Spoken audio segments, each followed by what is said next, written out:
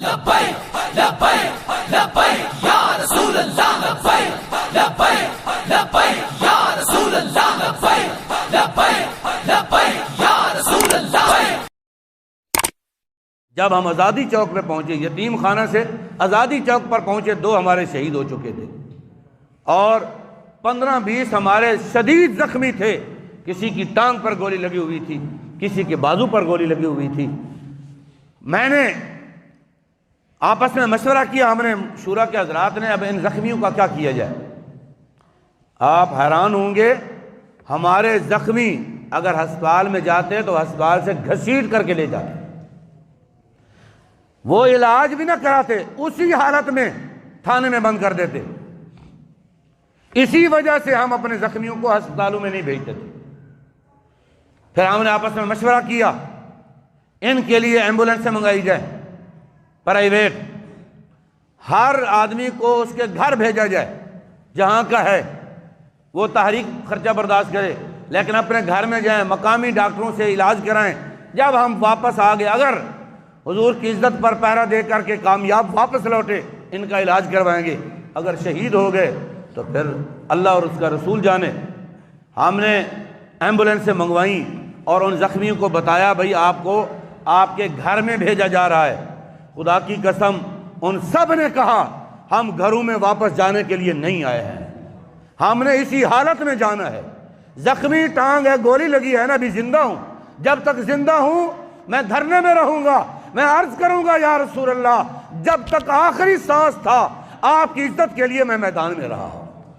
یہ جذبات تھے، اور سب زخمیوں نے ہاتھ کھڑے کر دیے، کہا ہم نے گھروں میں نہیں جانا، نہ ہسپتالوں میں جانا ہے، اسی حالت میں جانا ہے۔ حضور کے غلام جو ڈاکٹر وہاں تھے، انہوں نے مرہم پٹی کی، ان کو کنٹینروں میں بٹھایا، ایک ہی کنٹینر تھا، سب لوگ پیدل چل رہے تھے۔ اور آزادی چوک پر جب پہنچے تو ہم نے یہ فیصلہ کیا کہ رات ادھر گزارنی ہے۔ رات تقریباً 2-2:30 بجے کے درمیان میاں بیوی ہمارے دھرنے میں آ گئے۔ 1 سے 1.5 سال کا بچہ انہوں نے اٹھایا ہوا تھا، وہ آ کر کے رونے لگے اور کہنے لگے، یہ بچہ حضور کی عزت پر قربان کرنے کے لیے ہم حاضر ہوئے، ہمارے پاس اور کچھ نہیں ہے، ہم اس کو لے کے آئیں، جب آپ کو گولی لگے اس کو آگے کر لینا، اگر وہ گولیاں مارے اس کو آگے کر لینا، ہم یہ بچہ دینے کے لیے ہیں۔ اس وقت پورے جتنا بھی دھرنے کے شرکا تھے، لانگ مارچ کے شرکا تھے، سب کی آنکھوں میں آنسو تھے، اور ہم دل میں سوچ رہے تھے، جب تک مسلمانوں میں یہ جذبہ رہے گا ان کو کوئی بھی شکست نہیں دے سکتا ہے، یہ بے وقوف ہے، اپنے لوگوں کو مار رہے ہیں۔ اور جب ہم رانا ٹاؤن پہ پہنچے، انہوں نے بتی چوک پہ حد سے زیادہ نفری لگا کے، کنٹینر لگا کے، پورا پل بلا کر کے مقابلہ کر رہے ہیں۔ بھئی خدا کے بندو، تم کوئی انڈیا سے لڑ رہے ہو؟ جتنا زور اپنی رعایا پر لگا رہے ہو، وہ اتنا زور کشمیر پر لگاؤ تو وہ فتح ہو چکا ہوتا۔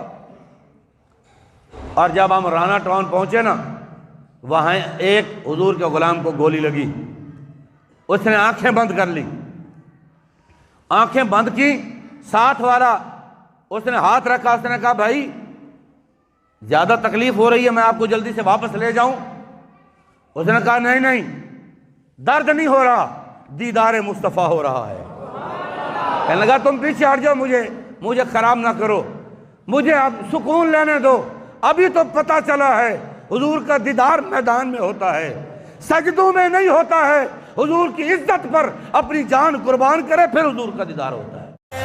تاجدار ختم نبوت زندہ باد۔